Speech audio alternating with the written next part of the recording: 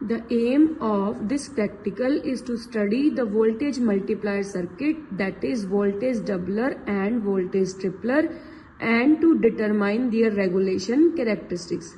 The circuit diagram of half wave voltage doubler is this. तो ये हमारे पास circuit diagram है वोल्टेज डबलर का। तो सबसे पहले हम देखते हैं कि वोल्टेज मल्टीप्लायर होता क्या है। तो वोल्टेज मल्टीप्लायर एक ऐसा सर्किट होता है जो कि रेक्टिफायर की तरह काम करता है, और रेक्टिफायर की तरह काम करते हुए ये हमें कैपेबल होता है कि वो डीसी वोल्टेज को डिलीवर कर पाए। ठीक है, अब इसमें होता क्या है कि जो हम एसी इनपुट देते हैं उसकी ये पीक जो वैल्यू हो गई उसका 2 और 3 टाइम्स ये हमें डीसी वोल्टेज दे देता है।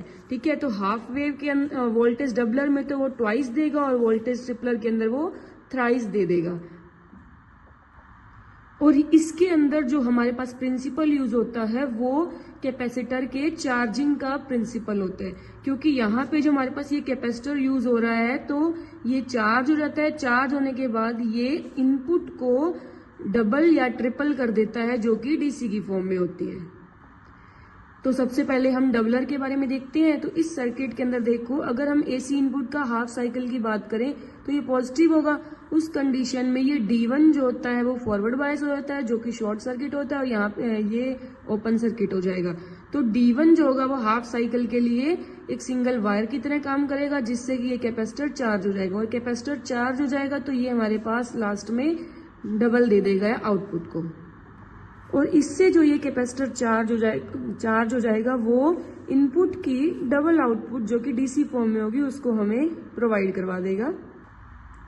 और जब हम सेकेंड हाफ साइकिल की बात करेंगे तो उस टाइम पे ये हमारे पास क्या हो जाएगा, सेकेंड हाफ साइकिल के अंदर या इसमें से करंट पास नहीं करेगा, और यहाँ पे क्या हो जाएगा, कैपेसिटर ये वाला C और ये वाला इसको हम नाम देते हैं C1, इनकी जो कैपेसिटेंस होगी वो इक्वल हो जाएगी। तो यहाँ पे हमें V आउटपुट मिल जाएगी जो कि इनपुट की जो मैक्सिमम वैल्यू होगी, पीक वैल्यू, उसका डबल होके। अब सेम इसी तरह से वोल्टेज ट्रिपलर की बात करते हैं तो उसके अंदर यहाँ पे क्या होगा, अब हाफ वेव वोल्टेज ट्रिपलर के अंदर जब फर्स्ट साइकिल होगा उसके अंदर तो D1 जो होगा वो ऑन पोजीशन पे हो जाएगा और उसमें से करंट पास करेगा, जिससे कि ये कैपेसिटर C1 जो है वो चार्ज हो जाएगा। अब सेकेंड हाफ साइकिल के अंदर ये जो D2 है इसमें से करंट पास करेगा और C1 और C2 जो है वो इक्वली चार्ज हो जाएंगे। अब थर्ड लेवल का जो हाफ साइकिल होगा उस कंडीशन में करंट इस D3 में से पास करेगा और जो C3 जो होगा वो फुल्ली चार्ज हो जाएगा। तो इसी कंडीशन में हमारे पास जो V इनपुट हो जाएगी V जो आउटपुट हो जाएगी वो थर्ड टाइम हो जाएगी V मैक्सिमम वैल्यू जो कि एक DC वोल्टेज हो जाएगी। अब हम इसके कनेक्शन स्टार्ट करते हैं। तो स्टार्ट करने के लिए सबसे पहले हमें इसके बारे में जानना जरूरी है, क्योंकि ये इस प्रैक्टिकल के दौरान जो ये कैपेसिटर्स होते हैं वो चार्ज हो जाते हैं, तो इसलिए इसे स्टार्ट करने से पहले डिस्चार्ज करना जरूरी है। तो डिस्चार्ज करने के लिए हमने यहाँ पे एक 100 ओम का रेजिस्टेंस यूज किया है जो कि डिस्चार्जिंग रेजिस्टेंस है। तो यहाँ पे हमारे पास हमने सबसे पहले मेन सप्लाई को ऑन करना है, उसके बाद ये जो कैपेसिटर है इसे C1 को और इस कैपेसिटर को इसे हमने डिस्चार्ज कर देना है। उसके बाद हम हमारे कनेक्शन स्टार्ट करेंगे। तो डिस्चार्ज करने के लिए इस सर्किट को पहले ऑन पोजीशन पे लाके इस डिस्चार्ज के रेजिस्टेंस को इन कैपेसिटर्स के दोनों एंड्स पे लगा देना है। ये लगाने से ये डिस्चार्ज हो जाएगा। अब जितने भी हमारे पास कैपेसिटर हैं सबके ऊपर हमने इस तरह से रेजिस्टेंस को अप्लाई करना है, जिससे कि ये डिस्चार्ज हो जाएगा।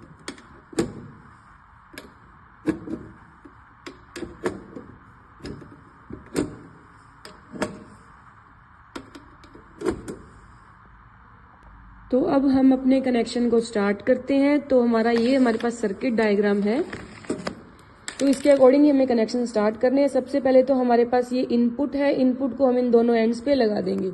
तो यहाँ पे हमारे पास आ जाएगी इनपुट,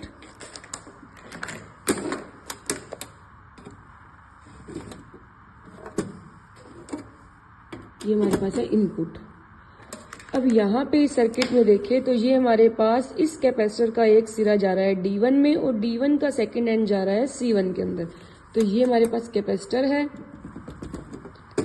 इसका एक एंड जा रहा है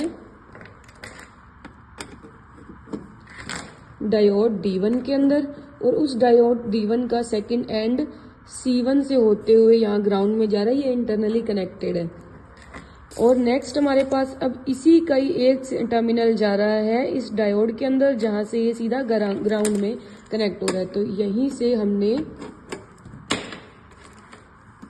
इसको डायोड को कनेक्ट कर दिया, जिससे ऑटोमेटिकली कनेक्ट हो गया ग्राउंड से।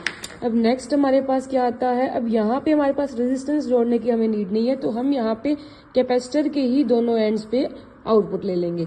तो ये हमारे पास कैपेसिटर है, इसके ये हमारे पास हो गया इसका टर्मिनल और ये हो गया ग्राउंड टर्मिनल। तो हमने यहाँ पे वोल्टेज को जो ये वाला एंड है उसको हमने मल्टीमीटर के वोल्टेज से ऐड कर देना है, टर्मिनल पे कनेक्ट कर देना है, और ये हमारे पास जो ग्राउंड टर्मिनल है इसको हमने कॉमन कर देना है। अब जैसे हम यहाँ पे डीसी वोल्टेज लेंगे, ठीक है, ये हमारे पास डीसी वोल्टेज आ गया। अब हमें मेन स्विच को ऑन करना है, ऑन करने के बाद यहाँ पे हमें इनपुट देनी है। अब यहाँ हमने इनपुट नहीं दी। अब इसको इनपुट के लिए हमें एक बात ध्यान रखनी होगी कि अब हमारे इनिशियली कैपेसिटर जो है वो डिस्चार्ज है, लेकिन जब हम यहाँ पे हम यहाँ पे पीक वैल्यू देंगे 12 वोल्ट की, और इनपुट में हमें इसका जस्ट डबल होके मिलेगी।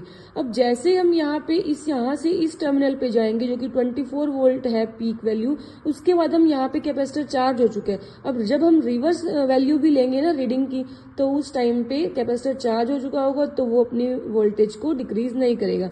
तो हमें सबसे पहले फर्स्ट वैल्यू ही लेनी है, उसके बाद सेकेंड पे जाना है। तो हम सबसे पहले यहाँ पे इनपुट देते हैं 12 वोल्ट की।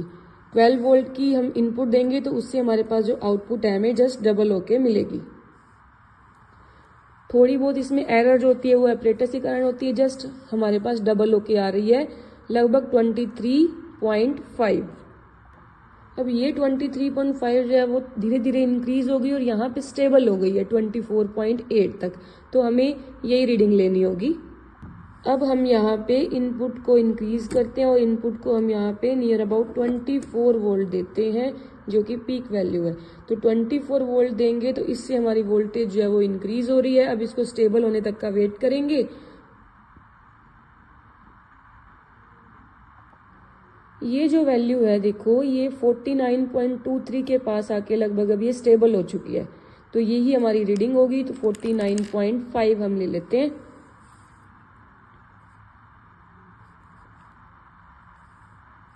ये हमारे पास 12 और 24 वोल्ट है।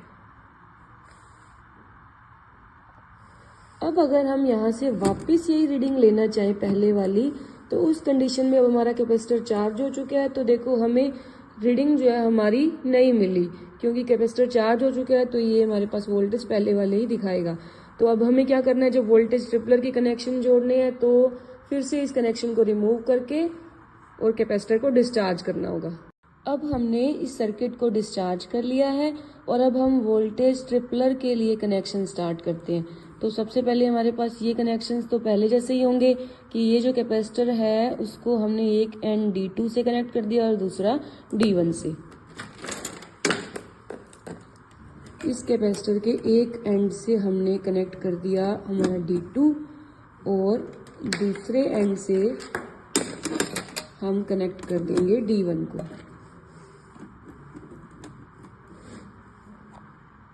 अब नेक्स्ट यहाँ पे D2 का एक टर्मिनल जो ग्राउंड होगा, ये हमारे पास इंटरनली कनेक्टेड है। अब यहाँ पे हम D1 से जाएंगे C1 के अंदर और C1 का दूसरा सिरा जो है वो C2 में जाएगा।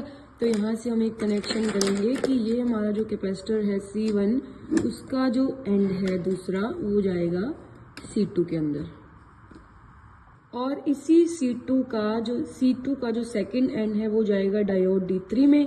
अब यहाँ देखते हैं, अब ये हमारे पास जो कैपेसिटर है इसके साथ दो डायोड्स कनेक्टेड हैं जो कि इंटरनली कनेक्टेड है, लेकिन हमें तो एक ही चाहिए। तो हमें क्या करना होगा, एक डायोड को बाहर करना होगा। तो उसके लिए हमें क्या करना पड़ेगा, यहाँ से ये सर्किट जाएगा, एक डायोड का यहाँ से टर्मिनल लगाया और अब इस डायोड का दूसरा टर्मिनल जो है वो यहाँ इस रेजिस्टेंस के बाद है। तो यहाँ से हमें कनेक्ट करना होगा इसको। तो ये हमारा सर्किट कंप्लीट हो गया। अब हमें आउटपुट लेनी है। आउटपुट हमारे पास यहाँ होगी, ठीक है, इन दोनों के टर्मिनल पे, और हम यहाँ पे आउटपुट ले लेते हैं यहाँ से। एक टर्मिनल यहाँ पे और एक हो जाएगा ग्राउंड, इधर से कनेक्ट कर देते हैं। अब ग्राउंड वाला टर्मिनल है वो मल्टीमीटर के कॉमन में कनेक्ट हो जाएगा, और ये जो टर्मिनल है वोल्टेज का उसे हमने यहाँ कनेक्ट कर देना है। सर्किट को ऑन करेंगे और वोल्टेज को डीसी पे सेट करेंगे, और हम मैक्सिमम ले लेते हैं 200, और हमने यहाँ पे जो इनपुट है उसको 12 वोल्ट पे कर दिया, जो कि पीक वैल्यू थी। तो हम देखेंगे कि धीरे धीरे ये इंक्रीज होके इसका ट्रिपलर आ जाएगा, 3 गुना तक रीडिंग आ जाएगी। हम देखते हैं कि ये मैक्सिमम कहाँ तक इंक्रीज होती है।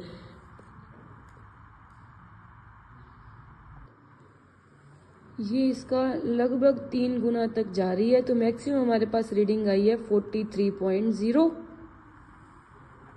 तो इसको हम यहाँ पे नोट कर लेते हैं। अब हम नेक्स्ट लेते हैं, ये हमारे पास 12 वोल्ट और 24 वोल्ट के लिए है। नेक्स्ट हम अगर यहाँ पे हम इंक्रीज करते हैं तो यहाँ पे वोल्टेज भी कुछ इंक्रीज हो जाती है। अब ये हमारे पास वोल्टेज जो है वो भी इंक्रीज हो रही है। लास्ट स्टेज जहाँ तक जाएगी वो हमारी रीडिंग होगी, तो लगभग 58 वोल्ट तक इसकी रीडिंग हमारे पास आ जाएगी, जो कि नियर अबाउट 3 टाइम्स है।